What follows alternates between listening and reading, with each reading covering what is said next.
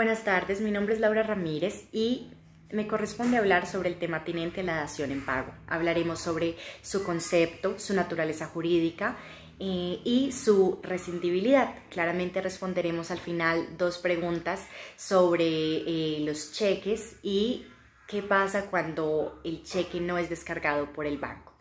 Bueno, en primera medida, para hablar de la dación en pago y su concepto, nos tenemos que remontar a la época del derecho romano, especialmente en la época clásica, la datio insolutum, concebida como un modo de extinción de las obligaciones. El término solutio indica la forma normal de extinción de las obligaciones mediante el cumplimiento por el deudor hacia el acreedor en los términos exactamente convenidos. Posteriormente los romanos abren una posibilidad, es decir, un evento en el cual el deudor no puede asumir el cumplimiento de la prestación y por esto ofrece una solución al acreedor sobre la realización de una prestación distinta a la primeramente acordada. Entonces, esto a su vez tiene que ser aceptado por el acreedor. Esto es muy importante, una característica muy importante de la dación en pago que hace referencia al consentimiento.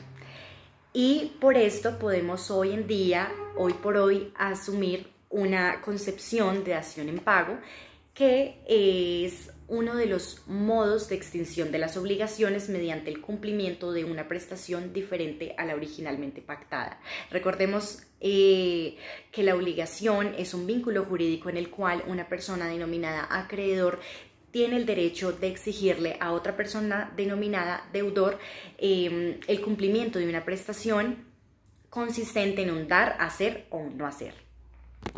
Ahora bien, para hablar de la naturaleza jurídica de la dación en pago, es importante señalar que la jurisprudencia ha pasado por varios y extensos criterios para entender la naturaleza de la dación en pago.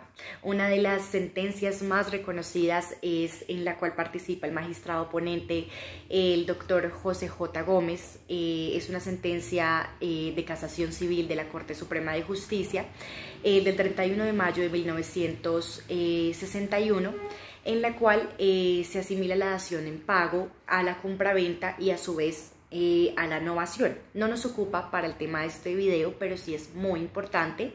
Se ha concebido la dación en pago como un modo de extinción de las obligaciones que tiene un carácter independiente y autónomo.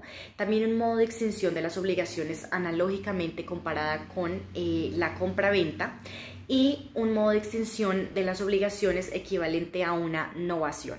Entonces es muy importante tener estos conceptos claros. Claramente en el año 2005 cambia un poco la posición de la Corte, puesto que indicó que la dación en pago no puede ser tratada como una especie de compraventa, solo de manera de pronto privativa, porque puede ser analizada como tal y en consecuencia no siendo una compraventa, porque no cabría la posibilidad de lesión enorme, ya que es una figura de excepción que solo es posible aplicarla en los casos taxativamente señalados por la ley. Y es muy importante cuando vamos a hablar de la rescisión que el legislador previó la posibilidad de rescindir el contrato únicamente con la enajenación de inmuebles. Entonces, sí da lugar a la lesión enorme, la dación en pago, a la rescisión, ¿sí? Únicamente en la enajenación de inmuebles. Bueno, ahora para resolver en esta última sección del video las preguntas, la primera pregunta es: ¿el pago de las obligaciones dinerarias con cheques es una dación en pago? Bueno, y la respuesta es sí. Bueno, el pago con títulos valores es realmente una dación en pago si el deudor ofrece al acreedor cancelar con títulos valores, como lo es cheques, letras, pagaré, y este acepta, en realidad lo que se está haciendo allí es una dación en pago. Y esto lo vamos, acá tengo mi código de comercio, a relacionar con el artículo 882 del mismo, que hace referencia al pago con títulos valores.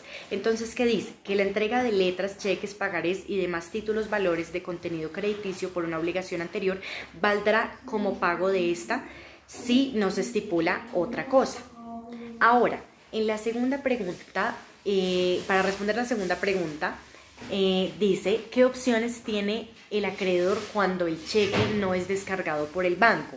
Cuando nos encontramos frente a esta situación, el artículo 882 del Código de Comercio también nos dice qué pasaría si qué pasaría como consecuencia si nos encontráramos en esta situación de que el banco no descarga el cheque. Entonces, dice que aunque valdrá la dación de pago como pago del deudor al acreedor, se llevará implícita la condición resolutoria del pago en caso de que el instrumento sea rechazado o no sea descargado en cualquier manera.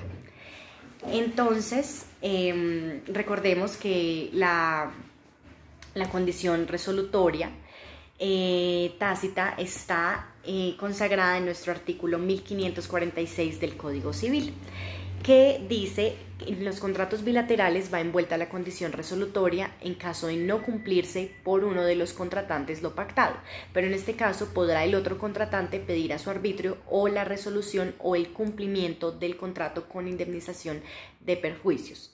Entonces, de esta forma me despido, muchas gracias y espero que el video haya quedado claro.